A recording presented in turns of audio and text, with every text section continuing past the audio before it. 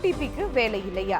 Online மோசடிகளை தடுக்க ஆர்பிஐயின் அதிரடி மாற்றங்கள், அதை பத்தி தான் நம்ம இப்போ பார்க்க போறோம். இந்தியாவில் டிஜிட்டல் பண பரிவர்த்தனைகளை பாதுகாப்பானதாக மாற்றும் நோக்கத்துல இந்திய ரிசர்வ் வங்கி சில முக்கிய மாற்றங்களை அறிவித்திருக்கு. இந்த மாற்றங்கள் ஏப்ரல் 1, 2026 முதல் அமலுக்கு வருகிறது.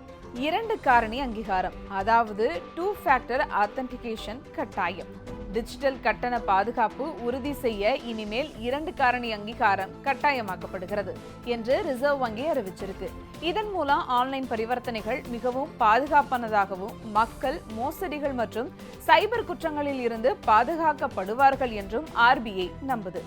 தற்போதுள்ள SMS OTPக்கு கூடுதலாக பரிவர்த்தனைகளை உறுதிப்படுத்த பல புதிய பாதுகாப்பு முறைகளை பயன்படுத்தலாம் என்று ரிசர்வ் வங்கி தெளிவுபடுத்தியிருக்கு.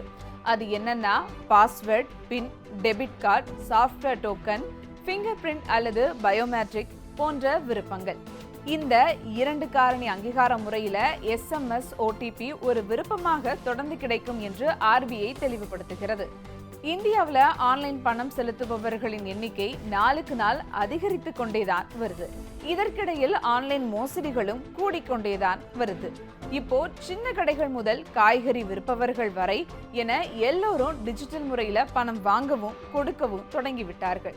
இந்த டிஜிட்டல் பண பரிமாற்றம் எல்லோருக்கும் எளிதாக கிடைத்தாலும் மக்களை சைபர் குற்றவாளிகளிடமிருந்து பாதுகாப்பதுல பெரிய சிக்கல் இருக்கு. மக்கள் பெரும்பாலும் ஆன்லைன்ல ஏமாற்றப்பட்டு கடுமையாக உழைத்து சம்பாதித்த பணத்தை ஒரேடியாக இழக்கின்றனர். இதனால மக்கள் மனதளவில் பாதிக்கப்படுவதை கருத்தில் கொண்டே ரிசர்வ் வங்கி இப்போது இந்த 2 காரணி அங்கீகாரத்தை கட்டாயப்படுத்த முடிவு செஞ்சிருக்கு. இந்த விதிகளை பின்பற்ற தவறும் நிறுவனங்கள் அதனால் தங்கள் வாடிக்கையாளர்கள் ஆன்லைன் பரிவர்த்தனையில் ஏதேனும் பண இழப்பை சந்தித்தால் அந்த வாடிக்கையாளர்களுக்கு ஏற்பட்ட முழு இழப்பையும் அந்த நிறுவனங்களையே கட்டாயம் திரும்பி தர வேண்டும் என்று ரிசர்வ் வங்கி மிக கடுமையாக உத்தரவு பிறப்பிச்சிருக்கு.